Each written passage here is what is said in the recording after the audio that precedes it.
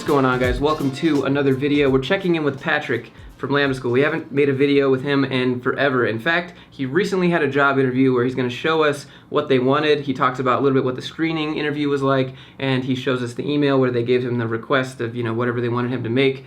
And then he walks us through the code where he actually fixed the bugs inside of that code, so you guys can check out what like a real code test looks like and the kind of difficulty that people expect in terms of, I guess, people that go to Lambda School. He found this job through Lambda School. It was an employee presentation, and he applied, and he got a call back, did the screening, and then he got the code test, and now he's waiting on the code test to see if he'll get the job. So that part is about in the middle of the video, so you can skip through if you want to see that part. But we're also just checking in with him. He's been doing a lot of big things. He was a Scrum Master for a build week. He managed a team, and he's been finishing up computer science at the same time. So he's been doing all of this stuff, and he's been making a lot of progress, and it's unbelievable that he only has 30 days left.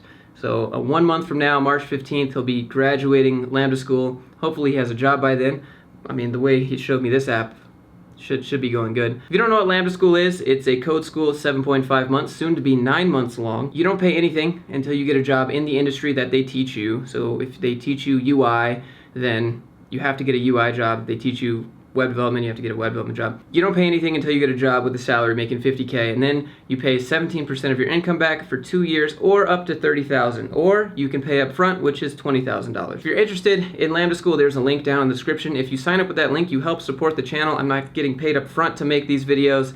My light just went off. I'm going to keep going. I'm not getting paid up front to make these videos or anything like that. It's not sponsored, but there is a link, and if you use that link down in the description and you sign up with it, you get $250 when you graduate, and it helps support the channel. So I would appreciate if you are interested in his story and you like what he's doing, use that link down in the description. That would be awesome. Side note, he picked the end music. It's kind of intense. I told him it was going to be intense, so I was like, all right, I'm going to give these people in the front a heads up. So it's trap dubstep thing. It's just, he picked it. I let everyone that I interview pick the ending music. So brace your ears for that, and I really hope you enjoy this video. You're doing awesome, Patrick. We all support you. If you're watching this at Lambda School, just throw him a little prayer hands. Let him know he's glowing up. I'll see you guys in the next one. Has anything major changed at Lambda that I am unaware of? I know they're moving from 7.5 months to 9 months. I don't know when that's happening, though. They said it's starting on Web 17, I think. What are they doing differently? So according to what I've been told, is that they're now implementing the job searching process as part of the core curriculum. So you no longer do what's called graduation. Now it's called job graduation. So you don't necessarily actually graduate until you get your job. So did they just kind of like roll in Lambda Next into Lambda, and so you're just there until you get a job? I guess Next has been so successful at getting people jobs because of like how they're going about it with the career success team. They've now rolled it as part of the curriculum. And so they're saying like, I think the first 2 cohorts now have gotten 100% people graduated and hired, which is incredible. No one passed a month for Next, so that I guess they just figured, hey, why don't we just roll that as part of the core curriculum? How many people of your cohort are left? Like, have people just been dropping because they've been getting jobs? Like, what's that? So I'm in Web 14. Out of like the 10 people, I know 3 of them. So it would feel a little bit in line with like a third, yeah. I've been on the job grind, just trying to find a job. Signed up to go to meetups in San Francisco for like the dev hiring opportunities, or I know Lambda's even sponsoring like a developer week in SF where a lot of the guys are from Lambda are going. There have been company presentations in our Slack channel for, companies in the Bay Area. And so I've been applying to those and trying to get my foot in the door there. I do have an opportunity though. So that'll be an interesting avenue to go down. So I'm hoping that, it's a good lead. So I have a couple questions. What was the job interview like? What was the screening process like?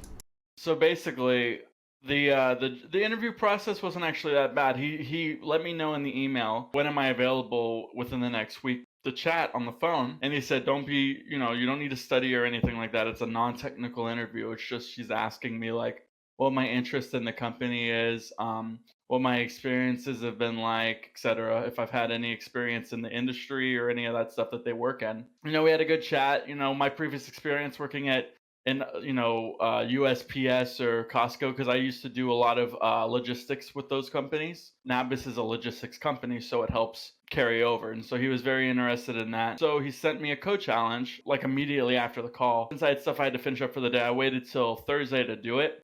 And then Thursday, I knocked it out of the park. The code challenge wasn't that bad. Let me pull it up real quick. It's a 3-part assignment. The first part is bug fixing exercise. So I had to clone their full stack challenge web app. It was a React front end with a Node and GraphQL backend. So I actually had to learn a little bit about GraphQL. And then I had to fix the following bugs, which was a CORS issue. This one jumped out at me immediately. I just had to check the server, which was nice. And then clicking the upvote button didn't work and was broken in several places. And then after you got all that done, he wanted you to record, a less than 30-second video showing that it was fixed and that the things worked, and then paste the difference between the codes into a GitHub gist. The second part was a UI design. He wanted me to use semantic UI to make that front end look really nice. He said 1 or 2 levels prettier than it currently is. The thing about that, though, is I'm not very good at design, so I don't know what that really means. He said use your own judgment. Everyone's opinion of what looks good is different, so that made me a little nervous, but I tried my best. Third part was adding a feature. So he wanted me to add a search bar where you can search the post by either their title, the author's first name, or their last name. He expected the whole assignment to be between 1 to 4 hours. We're going to need to see that rundown of basically the original bugged version, the fixed version, your UI, and the feature. So basically, the first issue was that CORS issue, right? So from what I understand, and we didn't really dive into it too much, but CORS is it's like a handshaking thing between the front end and the back end. So by implementing the CORS fix, which I'll show in a second, it allows you to talk to other HTTP request sites that aren't the same as the one that you're running on without running into that issue. It was a quick fix. All I had to do was check the server JS on the Node backend. I noticed we didn't have CORS being used at all on our server. So I figured, okay, well, one thing I'll have to do is I have to npm install CORS, import it, and then I just have to let the server use it. And so that fixed that immediately. That was literally a 5-minute fix. But if you don't know that Node needs CORS or body parser to fix that, then it could be an issue. The next thing that was a problem was that the button, which was like to click to to increase the likes, wasn't working. But what we ended up finding out was on the back end in our resolvers, we found out that the post ID that was coming in our data, the post ID is an actual integer, but in the resolvers, when post ID was coming in, it was coming in as a string. And so when you would pass it in and try to find a post using that, it detected a difference between a string and an int, and that was causing an issue saying that they couldn't find a post with that ID. So by converting the string to an int and setting it to a new post ID, it fixed the problem. Anyways, see, this is what it was originally. If you had a CORS issue, it would just be loading. All right, and so this is the styled version. So as you can see, you can click like and the likes go up, and that's server side, right? These votes are going up. And then this is the search, that third part. So if I look up Lee, it'll fuzzy search for Lee. And this is like the 1 to 2 level steps prettier. Before, it was just like a little list with these names and their little thing and then a little button to click that would make this go up. Yeah, so this is what it was before. This was me just showing him that like the loading issue is not there and that clicking upvote will allow the upvotes to go up. So this was the before. And then I also made it mobile responsive. I mean, it wasn't a request on his end, but I figure, in this modern day and age, it needs to be mobile responsive, right? How did you find this company, and what is the position name? I found this through Lambda. Lambda was doing a company presentation with them, and I saw it through the Slack. Every Monday for the beginning of the week, the company presentation Slack channel gets posted with what the company presentations for this week are. So I saw that they were doing their presentation on Tuesday, and I was watching them during my lunch, and I applied. So what is the position name? So I would be a full stack engineer, as per the job title. But he's told me that basically I'm going to be working on code and stuff, but he's also trying to get me into like a product management section. So like he says, because I'm going to only be working with 3 or 4 other engineers at a time, he expects that we come up with our own problems and solutions to them. So he's going to be giving me many hats to wear and evolve with it. Are you excited? What's your plan to celebrate for 30 days? Last 30 days. And when you graduate, is there any plan for Lambda or... I have no clue. I don't know how any of that's going to go. I know one thing, though, that I'm personally going to do. I'm probably just going to crack open a cold beer. Beer, yes. I don't usually drink beer. It's usually like a special occasion thing for me. And so I'm probably going to crack open a Blue Moon, sit on the couch and watch some TV with my girlfriend or something. I don't know. Find some way to celebrate it. I want to take that $250 and come visit. But what I really think we should do, YouTube, if you're listening, is you should donate to the link in the description, and then we'll use that money to send Patrick pizzas. And so Oh, God. Patrick's just going to get like 400 pizzas to his door. You give me your address, I'll put a GoFundMe, we'll GoFund the pizza, and then I'll come there and we'll make a video of all the pizzas. I know Live stream us eating 400 pizzas. I see Arlo in the back. I bet he down like 30 of them. You were a scrum master for a week.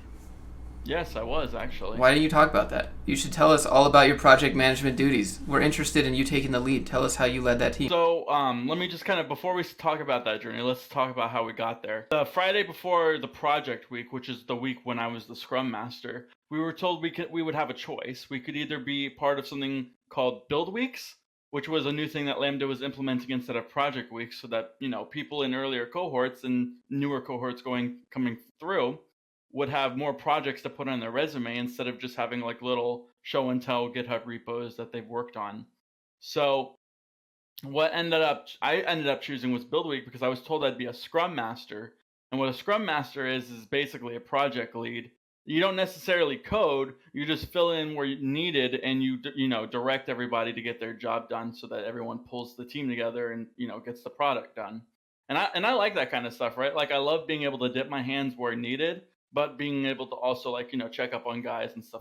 I like leading, right? I said, okay, you know what? I'll do a Scrum Master Build a Week. And man, these guys are awesome. The site looks so good. I should show you guys. We had one front end guy, one back end guy, and then 2 UI CSS guys. This is the logo he made. It talks about what you can do. You can read and post reviews. You can compare the prices. He added little things about like what people are saying. So this will actually switch to another person's review. And so if you click on Get Started, our front end, which is in React, basically it was like, you would have a list review of books, and then you can choose to give it a certain star. Say I wanted to give 5 stars to it. My name is Test. I gave it 5 stars, and it says this is pretty great. And this is the overall rating. So it'll average all of the stars and give you like the average rating of it. You can delete your review if you made a review, and then that will re-update. But yeah, that was basically Booker. But it was an interesting experience. I mean, those guys knew what they were doing. I would have early morning stand-ups. We would talk about, what the MVP goals for the day was. I would break out MVP goals for everybody. I would tell them what I expect to see by the end of the day, and then I would have a stand-up right after lunch just to see where we're at and if anyone had any questions. And if anyone had questions, I would stay with them after stand-up and talk about it with them, look at the bugs. I wouldn't necessarily give them the answer, but I would guide them toward the answer. And then if it was something that they just needed help with that they didn't have time to get to, I went in and coded it. And it's not like they were all having problems. They were just doing a really good job. And so I was constantly letting them know, like, you guys are doing a great job. And just reiterating to that and just telling them that they were a great team. And I just thought by being positive and uplifting, felt like encouragement, honesty, and then being clear about the goals is like probably the best way to lead the team. So.